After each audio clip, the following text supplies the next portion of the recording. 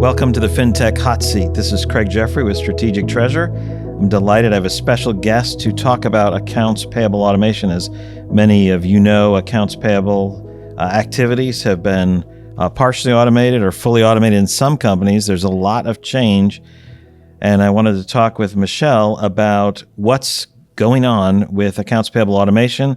Where are the opportunities? But first, I want to say welcome to Michelle. Hi, Craig. Thank you for having me. Michelle, maybe we could begin with a real brief overview of your current role and some of your history in the AP automation world. Currently, I'm a solutions consultant for a fintech company here in the United States, Corpay. But I've come from a life of accounts payable from back in the day when we were on Greenbar and writing and personalizing each individual check. So I've been doing this for a long time. I've seen finance transform from that manual process to small automation, to a targeted automation, to full-blown automation. So it's been quite an experience and very interesting seeing the transformation occur, Let's get into that a little bit more. As we look at history from past to present, I certainly know what Greenbar paper is. I'm not sure everyone knows what that is, but it's paper. And, as people have moved in automation, they've gone from successive stages of paper-based to different types of, isolated automation. But maybe you could go into a little more detail as how have you seen some of the big change in AP automation over time? Like what's shifting, and bring us up to the current day from this walk down memory lane or historical lane. If you look at accounts payable and the process today versus the past, you can see the transformation not only in your teams, but what you're using to really complete the process, right? I've seen manual teams who are still having investment in file clerks and keeping up with all that paper. And once transformed to automation, these file clerks have become expense analysts. And that transformation in your teams and what you can do with, seeing all of those people who know your culture and know your vendors, be able to take all that information and really bring you back good info, transformation does that for you. So this transformation, you're involved in that heavily with your current role of working with companies to do that. All day, every day. It's really a culture change. It's not only, bringing in the technology, because the technology is only as good as the analysis behind it, right? It's changing how people are looking at information and what you're doing with it, getting the most and maximizing every opportunity in the payment process to bring you back good results. Automation, again, will do that for you, I think. Yeah, that's good. I want to make sure I bring up some questions about the employees and the team and how that shifts. But when we look at, when you think about opportunities for payments, there might be some traditional categories for where are the opportunities. Is it about time saving? Is it about scalability? Elements of cost? What about the efficient use of capital? Where are you seeing the largest to maybe the least opportunities for payment and automation? I see the most opportunity for our treasurers. And it's funny because you call strategic treasurers, but I do see the most opportunity for our treasurers. I see this being a dream. They're getting holistic views of every transaction at any time, and all of it, we're giving them the visibility that they need to really position their cash the way that they can take the investments from automation and see those grow as well, and not get focused on positive pay and what money was clear today and what's my balance. That becomes irrelevant because it's always there for you. The visibility is amazing. It changes how you achieve your goals and the company vision. The monies will begin to pour in from these efficiencies that you can invest in either technology or additional staff for bigger projects. It'll be up to you, and the treasurer will play a big part in that. I've seen it, and they're like, oh my God, this is great. But it does bring the efficiencies to you with ease and allow you to take advantage of them very quickly. That's the biggest opportunity I see from a finance department. Couple elements there. One was the efficiency and how that allows an organization to scale or redirect resources. And it seemed like you were talking a little bit about capital. Money's coming in more rapidly, and any elements there both seem pretty significant. Well, I can't really weigh or quantify which one is more. It really depends on the culture of that company, but the opportunity in both ways of efficiencies and seeing capital grow are there. I've seen from my experiences that the capital has become, not just the capital, but the revenue that accounts payable can bring from the process really can have impact for the working capital. And I've also seen the efficiencies bring more value to all team members. Again, you can't really quantify, or maybe you can, I'm not sure. I don't think so, what you're getting out of your teams. So much more efficiencies and so much more information that's brought back. So you can look at this and monetize it. You can look at it from a knowledge-based, a vision-based. I mean, the efficiencies are there in capital, if that's what's most important. Let's say accounts payable and accounts receivable. Accounts payable is making the payments. Accounts receivable is obviously taking those payments in. If I'm accounts payable and I automate, how does that help my capital and efficiency? Because sometimes there's skepticism about that, right? If I'm paying, and I don't just want to pay earlier from a capital perspective. So there's an efficiency perspective. How do I look at that from an AP perspective versus an accounts receivable perspective? Where do those sit? That is sometimes a rub, right?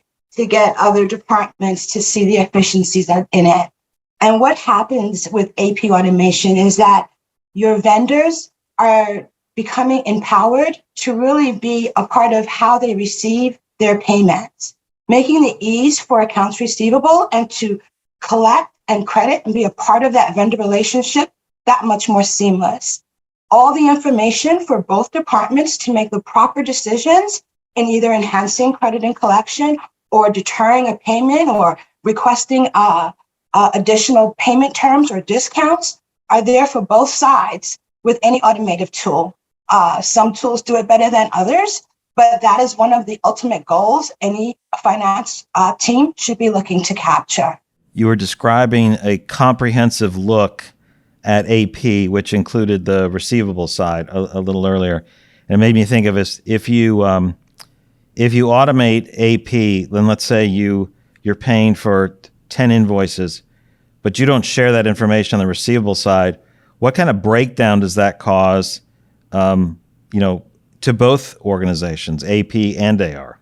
More delays, right? This process has been happening for years. That's how business has been done, with one department not fully aware of the other department's decisions, and we don't find out until the vendor tells us. By having the vendor's information in a visible seam that is both visible to you and to the vendor, we're always aware of where the status is, either with how we're paying them or how they're delivering the products to us, right? Before any decisions are made, everyone will have the opportunity to look at the same data and make a decision from the same point, even if they're looking at different pieces. But the holistic view of how you are accepting payments and payments are coming to you changes the game on how you can forecast. Again, going back to capital, but your forecasting of expenses and profitability, which will allow C-suite to make better decisions and faster decisions, no longer waiting for, the 30-day close to get an insight on where you see your expenses and where you see your profitability. All of that will be there based on how you've paid in the past and how you will be paying in the months to come. What are some of the more challenging things, I guess, from a time perspective that you see on the AP side? What creates significant delays or time wasting activities? Maybe I'm saying that harshly, but things that create inefficiencies. When I had my own department, it's just that these people, your teams are not not working smart. They're working hard, right? And you want to change that so that when you see people, instead of filing and doing mundane tasks that are not enhancing to them or to you as a company, you can change that into having expense analysts, as I said before, and maybe sub-account reconciliation clerks, people who are seeing what's happening in your business, another view than what we are looking at that holistic view, right? To help you make those decisions. I call them level 6, right? They're all the way down there. And if you go up about 6 steps, you get to the C-suite, but that's another spot. But the level 6 have some interesting information that automation brings to the surface that we share with others that is not always shared in the past. So again, what they can do with those team members and both the monies and the tasks is really up to the cultures. You can begin having vendor relationships instead of just taking care of the vendor inquiries, right? In our culture today, it's very important to be at that place with your vendors because of their ability to get paid with that empowerment that you're giving them. You might be the one who's going to get that delivery before the next guy. So these are all things that we need to consider today in our culture and make things as efficient, not only for us, but for our vendors and suppliers. So that again is some profits I see to automation. Michelle, what are some of the top vendor inquiries that are coming in? I mean, anytime there's an inquiry, there's someone in payables that is breaking out of their efficient process to answer this inquiry. What are some of the top inquiries and what causes those inquiries? Some of the top inquiries I've seen, when can I expect my payment? I haven't received my check. Do you know when it will be cut? I need to change the address of where the check is going to be sent. Things like that, you can't help, that are just business related, and as being accounts payable, you have to service your vendors, regardless of how insignificant the question may be. But though they're time consuming and it takes away from, as you said, the rhythm of your team, right? Automation can take care of all of that by giving your vendors and suppliers the empowerment to change addresses, look at queries of where their payments might be, decide how they will get their next payment in some instances. But all of that, again, empowers your vendor, increases your relationship, and still gives you the visibility to see every change that takes place, everything that's happened, but you don't miss a beat. So I think that's some of the top questions of vendor inquiries and how we can make that better.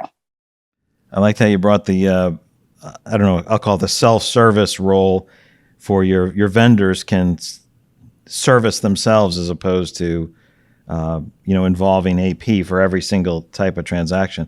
I do want to come back to that in a minute, but before we move off of the opportunities for payments, you brought up employees a little bit earlier. When we were thinking through this topic, there's a lot of challenges with employees, the team infrastructure. It's hard to recruit people. Employment's quite high, even though inflation might be rolling. Employment's quite high. There might be changing expectations. Like you said, if we've gone from green bar paper, 35 years ago, to the ability to put in very modern systems, how is the change in employee expectations impacting how AP operations need to be set up? Are new employees looking for highly automated areas? Is that a recruitment and retention play? How is that having an impact on organizational dynamics in payments and as well as on the receivable side, if you want to comment on that side too? It is really having a big impact. And it's funny because it's not that easy to be in the trenches and do the day-to-day and still learn this transformation of automation that's happening, right?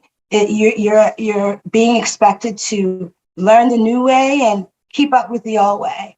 And it's a very hard transformation for some cultures because it becomes such a robotic effect. the enhancement and the transformation, bringing automation to your teams really changes when they see the impact that they have and they are a part of it. And it enhances what they feel is being brought to the table by each individual, which will then again enhance your whole team. A lot of it's in the psyche, but I think it really changes how the culture of a company will look at things, and you'll see the benefits of things that you never saw before because of visibility. The change is crazy. I don't think a lot of CFOs that I see who are afraid to make the flip and sign that contract, they really should think again, because you can't keep going this way. Technology is your only way, but you're still going to need your teams to be seasoned professionals, understand your culture, and help you take it from manual and take all of that into an automated structure. So those two pieces are necessary. It's going to be hard to find someone off the street who understands how you do business. My suggestion is to do this as a company cohesive task and really see all of the benefits from just transforming how the information is brought in. That's my opinion. Yeah, it seems like not many people want a very manual process today. They want things highly automated, even though there might be some people in organizations that are resistant to change. When you're recruiting, it's very difficult to say, come in and do this very manual process that has lots of exceptions. But part of that, Michelle, as we look about employee expectations and how that impacts the team dynamics, there's another element of outside the direct team, the working with the other side. Every accounts payable transaction has an accounts receivable team on the other side that are asking questions. Like you said, when am I going to get paid? What is this check or what is this payment for? Because the details weren't included in some situations. Maybe you could talk about visibility. What's essential for visibility? If visibility is a key for efficiency, how does that matter to the receivable team and to the payable team? If it's part of one comprehensive process or one holistic process, why and where is that important? The importance of that, again, is not only the visibility to be able to see how that accounts receivable will be able to identify that income, but the confidence to know that they are also a part of when they're going to get it and how they're going to get it, right? So once your accounts receivable team is in tune with the process that you've put in from accounts payable and the payment, the ease that they have to answer their questions through automation is going to make it more inviting to do business with you than others. I don't have to get on the phone through my AR team and correspond with AP and go through 3 people. I can go, again, as we said, a portal and see when my payment is coming due. So not only are we making AP more efficient in the process, we're making AR more efficient, again, on how they receive the information, because technology is only as good as the users who can take that info and make the right decisions with it. So by paying with automation, accounts receivable is able to see when their monies are coming due, when that revenue will hit the table. Can I give this one an increased line of credit? Do I need to tighten the belt? Can I buy that other piece because this money is going to come in so quickly? I mean, I think the abundance of information given to an AR department, again, on their side as well, to know when can I invest in my capital and when can I make a big purchase based on payment automation and the empowerment that it's given me.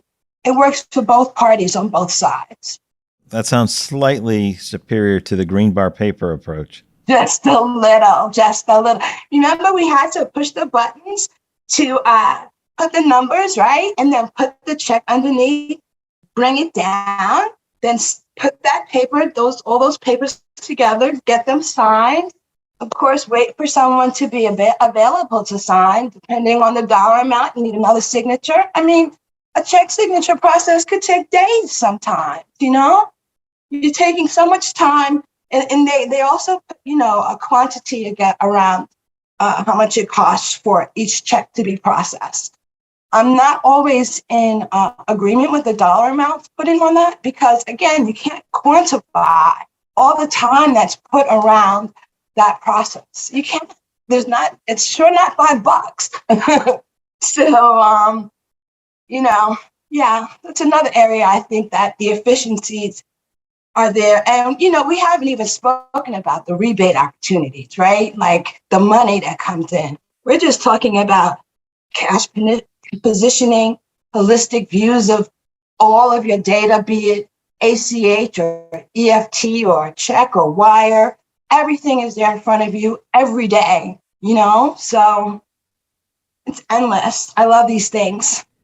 I want to ask you a question from the consumer side to the B2B side. We're seeing a significant increase in the volume of payments that are being made on the consumer side, right? It's easy to use, PayPal, Zelle, other types of money transfer methods. So the volumes have increased. They've increased significantly. It's easier. There's no friction. You're not writing checks. You're not sticking them in envelopes and mailing them. It can be done via an app. It's very easy to do that. So payment volume is accelerating. Same thing if you look at some of the rideshare companies, they start offering, 2 to 4 payments a day to their employees. Like they do 2 rides, they can hit pay me, and there's an instant transfer into their account. On the business to business side, do you see this type of increased number of payments happening because there's less involvement in very manual processes such as checks or very cumbersome payment runs? Is this something that becomes payment every day on a streamlined basis and more actual payments going? Or do you think it's going to the volume will stay similar? Volume is going to stay similar. I mean, it can progress in that fashion, but again, it's going to be a cultural thing for each type of line of business. For construction, it could come pay me, pay me, pay me, pay me, versus a true manufacturer might want to stay within some terms and try to build a discount opportunity with you. So it could I think the opportunity to have it go either way, and knowing that that businesses could go either way puts us a little bit ahead of the curve. Then you're ready to pivot to whichever way that business is ready to work. You'll be able to do it as well. So, Michelle, a question on the some companies like to take advantage of discounts, 210 net 30. There's a number of organizations that have an extremely, let's just call it manual process of approving payments, approving invoices, that they can't do it within 10 days. Maybe they can't even do it in 15 or 20.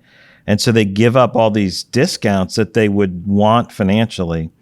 Is there an opportunity? What's the opportunity here on AP automation for those types of firms? So that is such a good point out, because the opportunity in that area of really being able to capture your discounts more timely with the visibility that you have in a payment process is fantastic. I have clients that have captured over $50,000 in 2 quarters of discount money that they weren't capturing before, because they automated the process and they could see, hey, I got 1 day to get this out. Come on, guys, let's go. And I mean, the opportunity to bring revenue to an accounts payable revenue stream it's great. So I hope that answered your question, but in that area, yes. So their missed discount report showed quite a bit of activity. Okay, that's a great example. So finally, at the end, Michelle, what any final thoughts about accounts payable automation that you would say to the treasurer, to the head of AP, or even to someone on the receivable side? What any final thoughts? Because I've been in each one of those positions, and now I am on the other side of the table. It's really an opportunity to invest in yourself and to better not only the company, but better yourself. Because You will have time to really invest in what is part of the vision of your company, make more money, and not just get involved in the day-to-day what to do tasks. It really changes it and I think that's important not only to a treasurer, but to an AR clerk. So how it affects them, it's going to affect them all. But I think that's something that they all should look at. What you'll be able to do with your time and how you will be better at your position and what you bring to the company.